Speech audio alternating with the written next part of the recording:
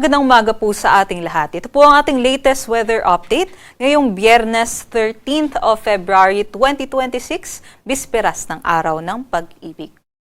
Base po sa ating latest satellite imagery, wala naman po tayong binabantayan na sama ng panahon, LPA o bagyo sa loob o labas ng ating area of responsibility at hindi natin inaasahan na magkaroon po tayo ng bagong sama ng panahon within the next 3 to 5 days. Although meron tayong tatlong weather systems na magdadala po ng mga pag-ulan sa ating bansa. Una na po dyan itong shear line o yung banggaan ng hanging amihan at easterlies at ito po ngayon ay nakatutok sa may eastern section ng southern Luzon. Samantala, yung amihan natin patuloy pong bumubugso ang nakakaapekto sa malaking bahagi naman ng Luzon. And then yung easterlies o yung hangin galing po sa karagatang Pasipiko ay nagdadala nga ngayong umaga ng mga pag-ulan sa malaking bahagi ng Visayas and Mindanao.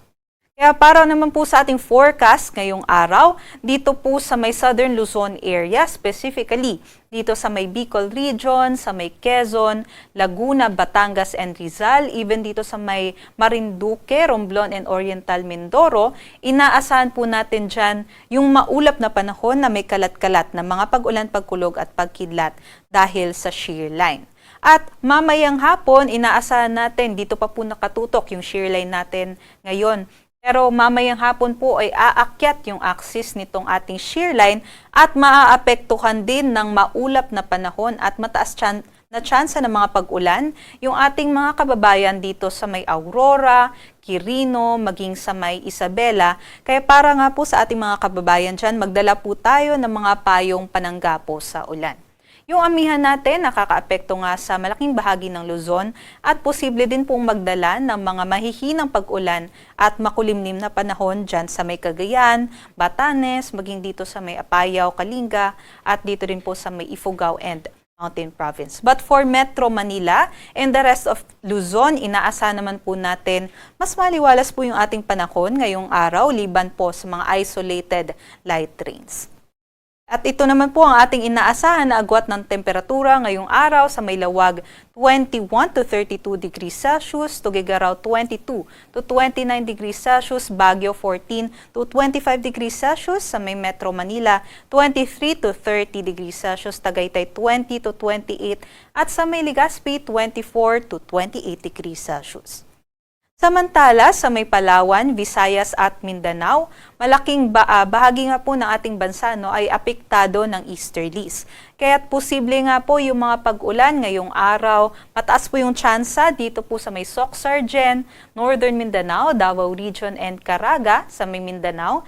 And also, kabuuan po ng Visayas ay makakaranas po tayo maghapon ng mga maulap na panahon at may kalat-kalat din ng mga pag-ulan at mga thunderstorms. Aside nga po dito, yung thunderstorm natin, paalala lang po, ay may kaakibat din po ito na mga banta kagaya na lamang po ng hailstorm o yung mga lightning activities. Kaya doble ingat po sa ating mga kababayan dyan. But for Palawan and the western section din po ng Mindanao ay mas maaliwalas din po yung ating panahon liban lamang po sa mga thunderstorm activities. Ito naman po yung ating mga agwat ng temperatura dito sa Palawan, Visayas at Mindanao. Sa may Kalayaan Islands 26 to 29, sa may Puerto Princesa 26 to 30, Zamboanga 25 to 33, mas mainit po dyan sa southern parts ng Philippines, sa may Davao 24 to 32, Cagayan de Oro 24 to 29, Tacloban 24 to 30 at dito naman po sa may Cebu ay 25 to 31 and Iloilo naman 24 to 29 degrees Celsius. At para sa kalagayan ng ating sea conditions, wala naman po tayong nakataas na gale warning sa anumang baybaying dagat ng ating bansa, kaya't malaya din pong makakapaglayag yung ating mga kababayan. Although ingat lamang po tayo dahil kung may thunderstorm po dito sa ating mga seaboards ay posible din pong tumaas yung mga pag-alon natin dyan.